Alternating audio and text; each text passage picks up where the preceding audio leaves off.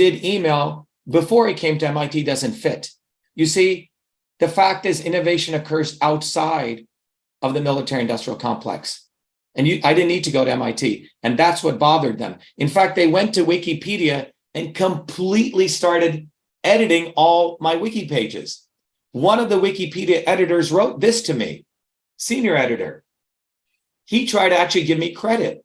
And he goes, right away, my edits were deleted without discussion. He goes, I was called reckless. I was aggressively attacked. Okay? This was a random guy who wrote to me. So now what these people didn't know, because you're talking about Gladiator, that I've been a fighter all my life. I've had to fight the caste system. This is a picture of me burning the South African flag on the steps of MIT as a 17-year-old kid. And we forced MIT to stop supporting racist South Africa, okay? This is a picture of me challenging the president of MIT. I learned how to fight also at MIT. When one of my friends was jailed by the fascist Sri Lankan government in Sri Lanka, I ran one of the biggest protests to get him out. And that's me at my PhD graduation protesting the war in Iraq. But what was the interesting journey here is it's a very different thing fighting for others. And since you bring up the movie Gladiator, right? You guys sent me that. If you see the movie Gladiator, Maximus is actually a fighter, right? He fights for Marcus Aurelius against other people. But when this occurs to him, he has to go through a deep personal journey where finally he decides he has to fight for his own liberation. It's a hero's journey. So remember, all throughout my life, I was always fighting for others. When I went to India for 2 years, I exposed the entire corruption of the Indian government under death threats. I had to leave India. I fought for poor people. I fought for women. I fought for many people.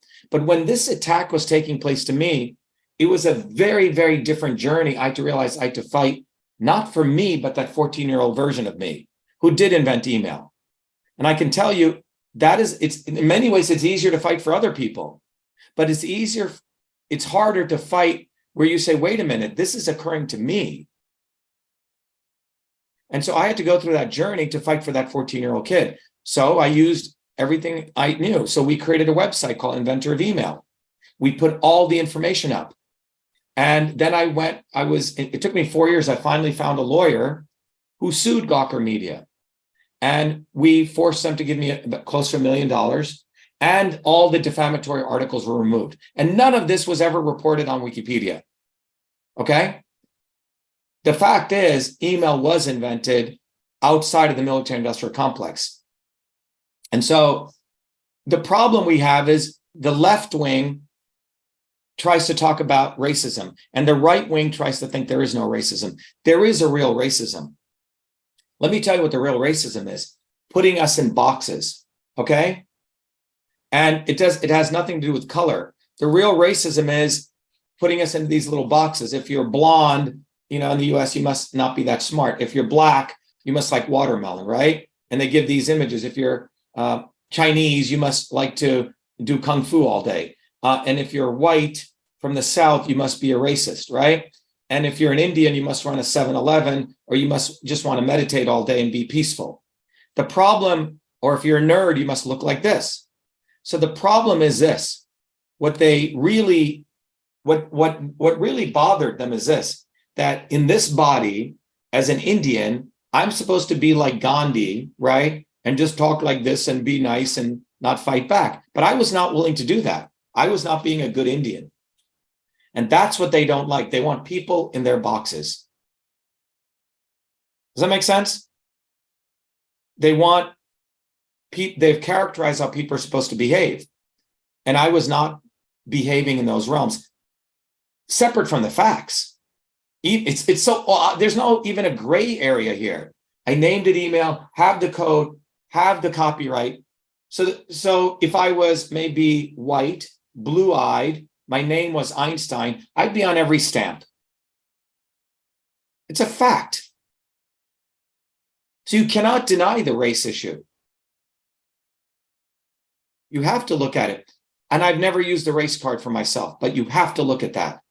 one of the most important inventions of our time was done by a 14-year-old boy outside of the military-industrial complex in a small university. That's what bothers them, because this means anyone can innovate.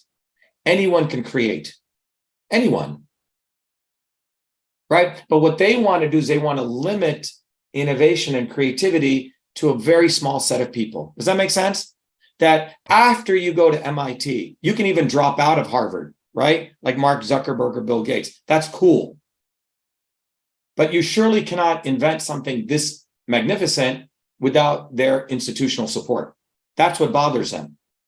What bothers them is once people recognize that, you break the caste system.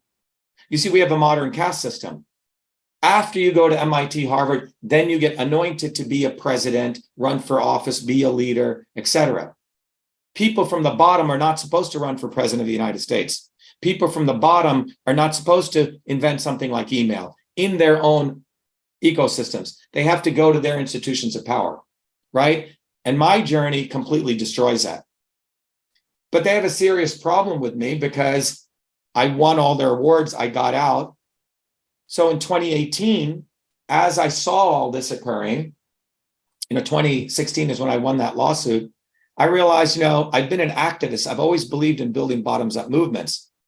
And in 2018, I ran for United States Senate against a woman called Elizabeth Warren. This is a woman in the United States who said she was a Native American. She has no genes. She lied. She used race to get her position at Harvard. So we exposed her. And then in 2020, I ran for US Senate again as a Republican. And we had 3,000 volunteers on the ground. We had signs everywhere. The Republican Party, what I ran, should have embraced me. Again, they're racist. Again, we're not bottoms up, but we were bottoms up. They were top down. They found some guy to run against me and they stole the election. They literally stole the election. They deleted all the ballot images we discovered. We shared that on Twitter. Twitter threw me off for sharing the truth. And then I filed a lawsuit exposing the fact that the government had contacted Twitter to throw me off Twitter because I was exposing the truth. Government, which is the most biggest violation of freedom of speech. No lawyer in Massachusetts wanted to take on my lawsuit. I had to go study the law. And in federal court, I took the lawsuit, me against 3 Harvard lawyers, and I won. I won the injunction. And then I discovered the entire censorship infrastructure. This is in 2020. I discovered how the government has a backdoor portal into Twitter and to every social media company. We published that. And then we were going to go sue the government. The judge didn't want me to sue the government. He just wanted to put me back on Twitter. I refused. And then the judge tried to file criminal charges against me. He forced us to file the lawsuit, dropping all the claims against the government. I refused. I didn't want to go back on Twitter under that, right? I'd be selling out. And it was only recently I was put back on Twitter. But the problem is in 2020, we exposed the entire election systems. We exposed the backdoor portal. And it was my work as a scientist in 2020 that I ran the Fire Fauci campaign. None of these doctors did that. None of these people who come out now, we did that because I understood the science. We helped mobilize millions of people. We're the ones who put together the vitamin D, quercetin, zinc protocol. We saved millions of people's lives.